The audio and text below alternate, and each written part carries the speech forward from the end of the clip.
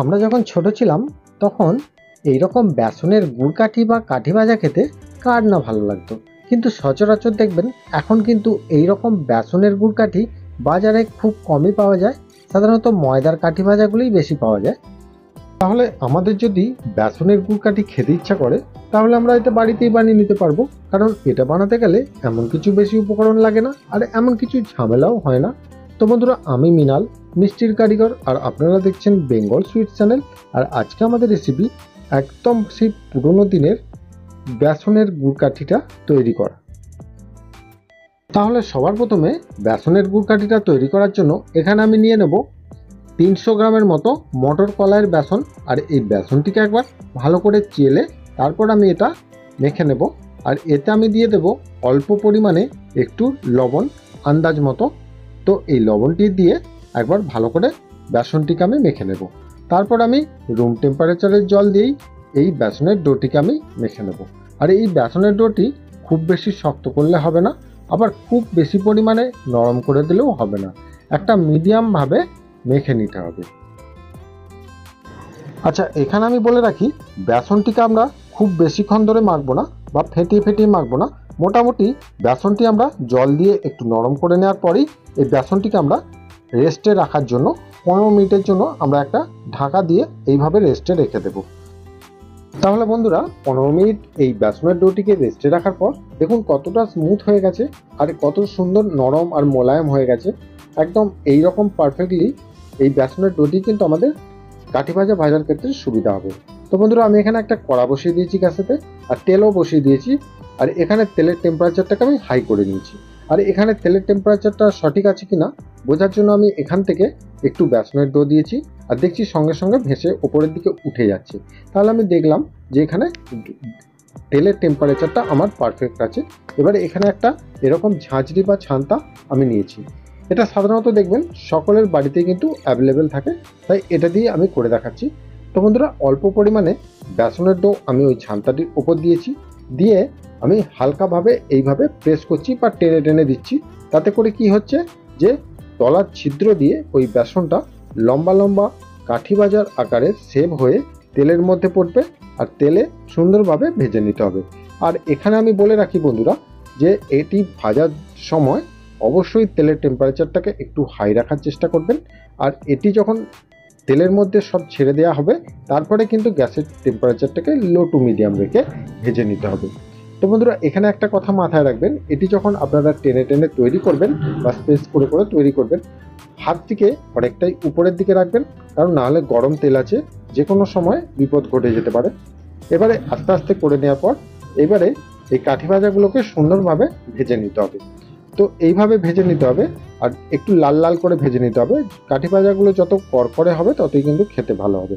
আর এখানে সঠিকভাবে ভাজা হয়েছে কিনা সেটি বোঝার জন্য হাতে করে টিপলেই যদি ইজিলি এটা ভেঙে যায় তাহলে জানবেন যে কাঠি ভাজাগুলো পারফেক্ট ভাজা হয়েছে। আর এখানে বেশি ভাজার কোনো দরকার নেই। আস্তে আস্তে তেল থেকে সুন্দরভাবে এইভাবে কাঠি ভাজাগুলোকে আমি ছেঁকে নিলাম। তো বন্ধুরা, এখানে আরেকটা প্রসেস আমি আপনাদেরকে দেখিয়ে দিচ্ছি। এই বেসনের ডোটিকে আপনাদের শক্ত করে মেখে যদি করতে অসুবিধা হয় তাহলে এখানে দেখুন আমি আরেকটু নরম করে নিয়েছি বেসনের ডোটিকে, এতেও হবে, কোনো অসুবিধা নেই।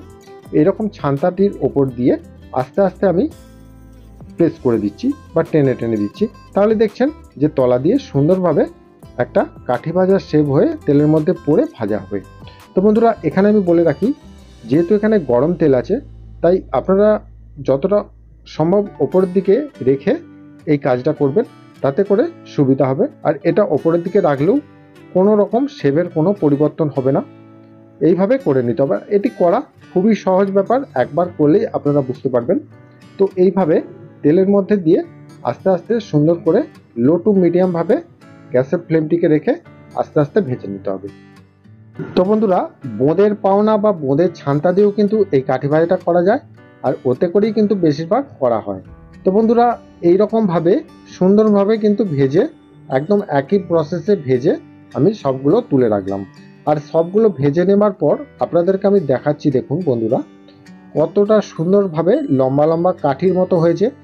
আর এটিকে যদি আপনারা 2 থেকে 3 মাস এয়ার টাইটের মধ্যে রেখে দেন এটি কিন্তু সম্পূর্ণভাবে ভালো থাকবে। আর এটিকেও যদি আপনারা চায়ের মধ্যে খেতে চান তাহলে এর ওপরে আর অল্প পরিমাণে একটু বিট নুন আর একটু যদি ভাজা লঙ্কার গুঁড়ো মিশিয়ে দেন, তাহলে এটিকেও কিন্তু আপনারা শুকনো চায়ের সাথেও আপনারা খেতে পারবেন, কোনো অসুবিধা নেই, বা মুড়ি দিয়েও এটা কিন্তু খেতে ভালো লাগে। তো বন্ধুরা, এটা গেল আমাদের কাঠি ভাজার প্রসেসটা। এবারে এটি থেকে আমি কিভাবে গুড় দিয়ে গুড় কাঠিটা তৈরি করতে হয় সেটা আমি দেখিয়ে দিচ্ছি। এখানে একটা কড়া নিয়েছি, কড়াতে আমি 50 থেকে 100 গ্রামের মতো আমি চিনি দিয়ে দেবো। চিনিটা ভালো করে একবার গলিয়ে নেব। তো এখানে জলটা দিয়েছি দেখুন 1 কাপ, আর আমি এখানে 50 গ্রাম চিনি ধরছি আর 1 কাপ জল। আর এটি চিনিটি ভালো করে গলিয়ে নেওয়ার পর এখানে আমি দিয়ে দেবো 250 গ্রামের মতো গুড়। আপনারা চাইলে হাফ গুড় বা হাফ চিনি দিতে পারেন, বা চিনির পরিমাণটা বেশিও দিতে পারেন বা গুড়ের পরিমাণটা বেশিও দিতে পারেন, তাতে কোনো অসুবিধা নেই। এইভাবে গুড়ের পাকটিকে আমরা তৈরি করে নেব। আর গুড়টিকে এবার ফুটিয়ে ফুটিয়ে আমরা সাধারণত 5 থেকে 7 মিনিট যদি ফোটাই তাহলে কিন্তু পাকটা তৈরি হয়ে যায়। আর এখানে পাকটি বোঝার জন্য আমি হাতে করে একটু নিলাম, নিয়ে এইভাবে আঙুলে করে যদি আমরা প্রেস করি, তাহলে যদি এটা দেখুন এই যে সুতোর মতো কেটে যাচ্ছে, তাহলে এখন পাকটা কিন্তু আমাদের পারফেক্টলি তৈরি হয়নি। তাহলে আমাকে আরেকটু ফোটাতে হবে। গুড়টাকে ফুটিয়ে নেওয়ার পর আরেকবার আমি দেখছি, দেখুন এটিকে আমি হাতে করে যখন এইরকমভাবে আঙুলে করে প্রেস করছি, করে করে যখন আমি দেখছি যে এই গুড়ের পাকটিকে আমি আঙুলে করে ঘোরাতে পারছি, ঘুরিয়ে একটা বলের মতো তৈরি হচ্ছে বা গুটির মতো তৈরি হয়ে গেছে দেখুন। তাহলে এই গুটির মতো তৈরি মানে এটা হচ্ছে গুটি পাক। তাহলে কাঠি ভাজার জন্য এই গুটি পাকটাকেই আপনাদেরকে নিয়ে নিতে হবে। তাহলে এখানে দেখুন গুটি পাক তোলার পর আমি হাতে করে নিচ্ছি, এরকম একটা গুটি তৈরি হয়ে গেছে। তাহলে গুটি পাক মানে আমাদের কাঠি ভাজা একদম পারফেক্টলি এখানে গুড়টা রেডি হয়ে গেছে। এবারে আমি যে কাঠি ভাজাগুলো ভেজে রেখেছি সেগুলোকে আমরা গুড় দিয়ে দেবো, তাহলে আমাদের গুড় কাঠি হয়ে গেল। তাহলে এগুলোকে আমি গুড়ে দেওয়ার পরে সঙ্গে সঙ্গে আমরা কিন্তু যতক্ষণ না এই গুড়টা গোটা কাঠি ভাজার মধ্যে মাখানো হচ্ছে ততক্ষণ কিন্তু আমরা নেড়ে যাব। নাড়াটা কখনই বন্ধ করব না, আর আস্তে আস্তে এইভাবে নাড়বেন, খুব বেশি নাড়বেন না তাহলে কিন্তু ভেঙে যাবে। আস্তে আস্তে এইভাবে নেড়ে নেড়ে যখন দেখবেন সম্পূর্ণ কাঠি ভাজার গায়ে এই গুড়টা লেগে গেছে, তাহলে জানবেন যে এখানে পারফেক্টভাবে গুড়টা মাখানো হয়ে গেছে, তলায় আর এক্সেস গুড় নেই। তাহলে এটা আমাদের পারফেক্টভাবে রেডি হয়ে গেছে। এবার মিলে রাখবেন আর মাঝে মাঝে একটু নেড়ে দেবেন, তাহলেই কিন্তু এটা শুকিয়ে যাবে। তো বন্ধুরা, আমি এখানে একটা কথা বলে রাখি, আপনাদের কাঠি ভাজাটা এইরকম গুড় দেওয়ার পর যদি দেখেন যে শুকোচ্ছে না বা একটু রসা রসা মনে হচ্ছে, তাহলে ওপর থেকে একটু ময়দা ছড়িয়ে ভালো করে একটু মাখিয়ে দেবেন, তাহলে কিন্তু এইরকম ঝরঝরেটা হয়ে যাবে।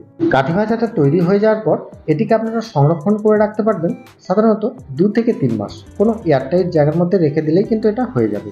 তাহলে বন্ধুরা, আজকের রেসিপিটা কেমন হয়েছে সেটা আমাকে অবশ্যই কমেন্ট করে জানাবেন। বাই দ্য ওয়ে, আমি মৃণাল, মিষ্টির কারিগর, আর আপনারা দেখছিলেন বেঙ্গল সুইটস চ্যানেল। তো বন্ধুরা, দেখা হবে আবার অন্য কোনো মিষ্টির রেসিপি নিয়ে। ভালো থাকবেন, সুস্থ থাকবেন, নমস্কার।